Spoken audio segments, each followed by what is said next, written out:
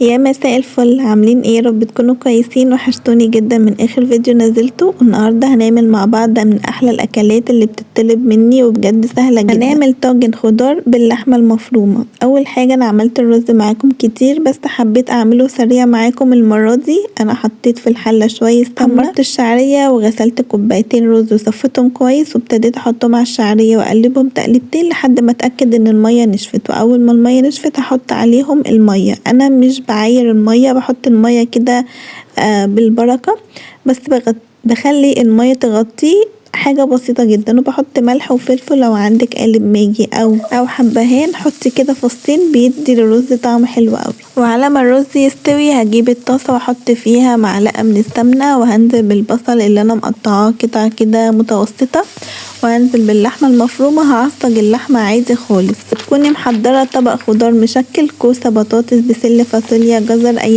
ايا كان نوع الخضار اللي انت بتحبيه حطيه في الطاجن ده.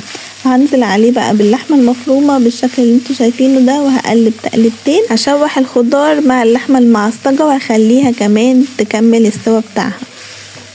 هحط عليها مكعب من الماجي وهبهرها بفلفل وكمون وبابريكا وسماق. السماق بيديها مزازة كده حلوة قوي، وبصل بودر وتوم بودر. حطي بهارات لحمة او بهارات فراخ بس بسيط جدا، وهبتدي اقلب كل ده مع بعض عشان اتأكد ان التوابل اتوزعت كويس وان الماجي دابت تماما.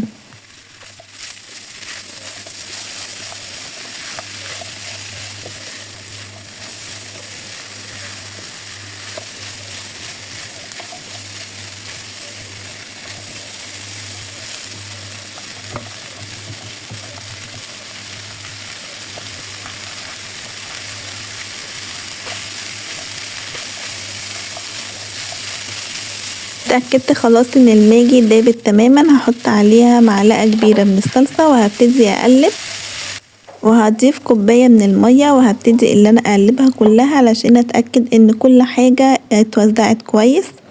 وبس كده هسيبها بقى تستوي براحتها واتأكد ان الخضار استوى. واول ما الخضار يستوي كله تماما هدخلها بس الفرن اللي هي كده تاخد تحميصة من فوق الوش وتبقى كده جاهزة.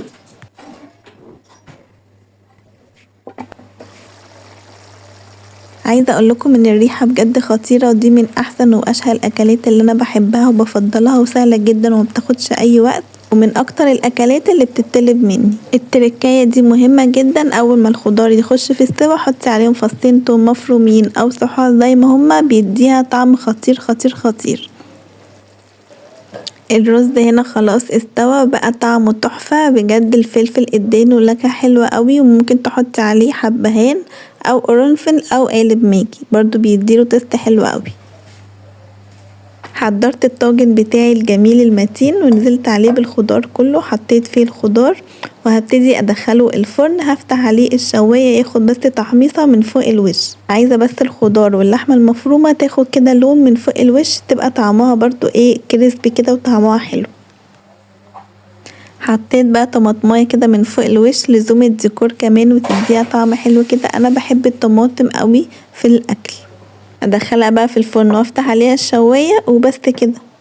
انا بصراحة كنت مستعجلة عليها وكنت جعانة جدا وكنت متحمسة ان انا اكل الاكلة دي، فما استنيتش عليها اللي هي تاخد اللون اللي انا عايزاه. انتوا ممكن تحطوها لحد ما توصل للون اللي انتوا محتاجينه وبس كده. الف هنا على قلوبكم. استنى رايكم في الوصفة الحلوة دي، وما تنسونيش باللايك واشتراك في القناة، تكتبولي كومنت حلو منكم يشجعني.